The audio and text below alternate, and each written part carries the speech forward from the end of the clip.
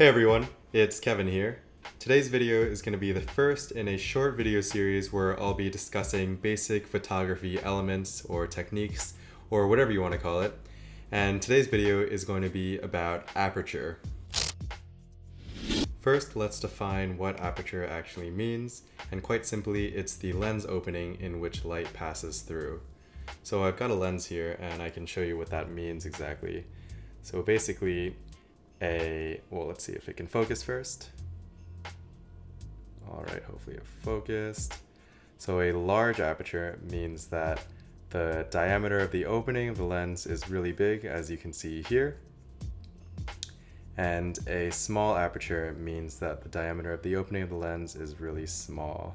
So there's less light that can pass through here and lots of light that can pass through in this case. How is aperture measured? Well, in photography, aperture is almost always expressed as the f-stop or the f number. And the f-stop follows this simple equation, which is f-stop is equal to the focal length of the lens divided by the actual diameter of the opening of the lens, or the aperture. So as you can see, as the actual physical diameter or aperture increases, the f-stop goes down. So it's a little bit counterintuitive because low f-stop values actually have really large apertures. So for example, f1.4 means that there's a really wide aperture, while f22 means there's a really small aperture. And just to throw in some jargon here, photographers tend to say that lenses with lower f-stops or larger apertures are faster. Additionally, when photographers say that they're stopping up a lens, that means that they're actually increasing the aperture or decreasing the f-stop. And when photographers say that they're stopping down a lens, that means that they're increasing the f-stop and decreasing the aperture. So just to quickly review what we've discussed so far, a large aperture is equal to a low f-stop, and that means that we are stopping up, and a small aperture equates to a higher f-stop, and that means that we're stopping down. As you might expect, the larger the aperture is, or the lower the f-stop is, the brighter the photo is going to be, because the opening of the lens is so big and lots of light can pass through. Aperture also affects the depth of field of the photos being taken. Depth of field is defined as the distance between the closest and furthest points in the photo that are both acceptably in focus. So that's a little bit of a confusing definition, but basically a really wide depth of field means that most of the photo is going to be in focus, while a really shallow depth of field means that only a small sliver of depth in the photo is in focus.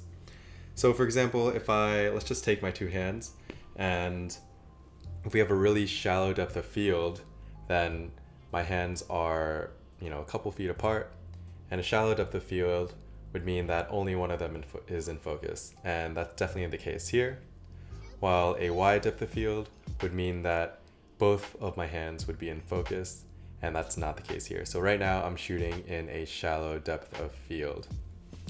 And the shallower the depth of field, the blurrier your backgrounds are going to be when contrasted from the subject. So because I'm shooting in a shallow depth of field, you can see behind me, those lights are out of focus, the background is blurry, and it creates this cool effect that photographers call bokeh.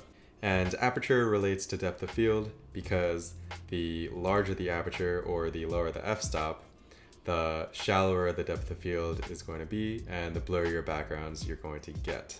So when you're shopping for lenses, manufacturers will display the lowest f-stop possible on the lenses.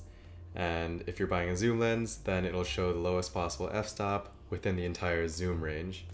And the reason they do this is because while most lenses can stop down all the way to like f22 or something, all lenses are pretty much limited by how wide in terms of their aperture they can get.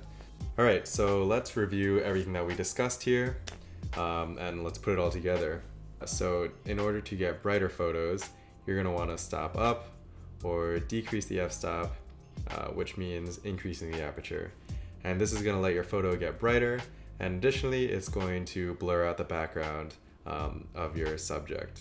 And if you want darker photos, then you're going to want to stop down, which is increasing the f-stop or decreasing the aperture, and that's also going to cause the entire scene to be in focus. So now I'm sure you're all wondering, what if I'm in a dark environment and I want the entire scene to be in focus?